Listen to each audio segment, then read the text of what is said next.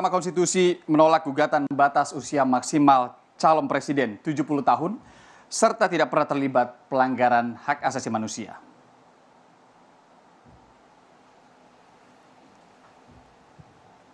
Selain itu, Mahkamah Konstitusi juga menolak gugatan soal batasan usia calon presiden dan calon wakil presiden berusia yakni minimal 21 tahun dan maksimal 65 tahun serta batasan seseorang mencalonkan diri jadi peserta Pilpres. MK menilai permohonan yang diajukan penggugat kehilangan objek.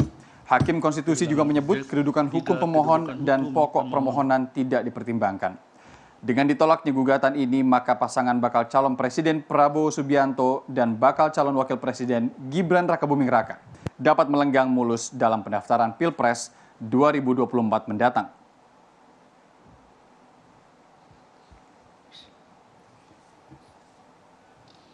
Sidang berdasarkan Undang-Undang Dasar Negara Republik Indonesia tahun 1945 dan seterusnya, amar putusan mengadili: 1.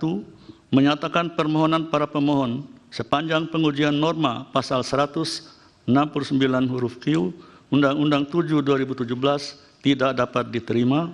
2. Menolak permohonan para pemohon untuk selain dan selebihnya.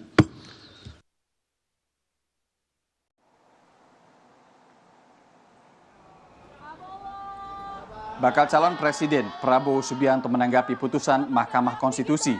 Ia merasa aneh dengan gugatan yang diajukan oleh sejumlah pihak mengenai batas usia capres-cawapres. Menurut Prabowo, hal itu sangat dicari-cari.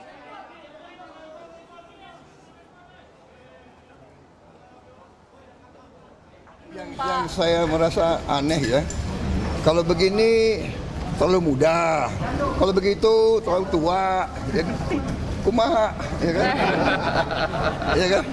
Jadi kalau nggak cocok dicari-cari, ya demokrasi ya demokrasi lah, ya kan? Biar rakyat yang milih, ya kan? Tapi alhamdulillah ya kita jalankanlah demokrasi yang sebaik-baiknya ya.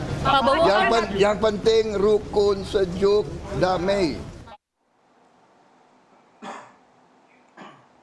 Peneliti Pusat Kajian Anti Korupsi Fakultas Hukum Universitas Gadjah Mada Yogyakarta, Zainur Rohman menyebut Mahkamah Konstitusi tidak konsisten dalam menyampaikan putusannya. Berbeda dengan batas usia minimal 40 dan pernah jadi kepala daerah, MK menolak gugatan usia maksimal calon presiden dan wakil presiden berusia 70 tahun dan tidak pernah terlibat pelanggaran hak asasi manusia.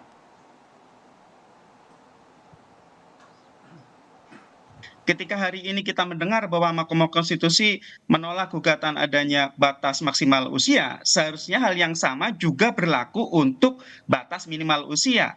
Apa bedanya antara batas minimal dengan batas maksimal ketika selama kedua-duanya adalah sudah berusia dewasa? Artinya memang di satu sisi Mahkamah Konstitusi menggunakan satu pendapat yang konsisten, tetapi di sisi yang lain di waktu-waktu tertentu, momen-momen tertentu, Mahkamah Konstitusi tidak konsisten terhadap putusannya.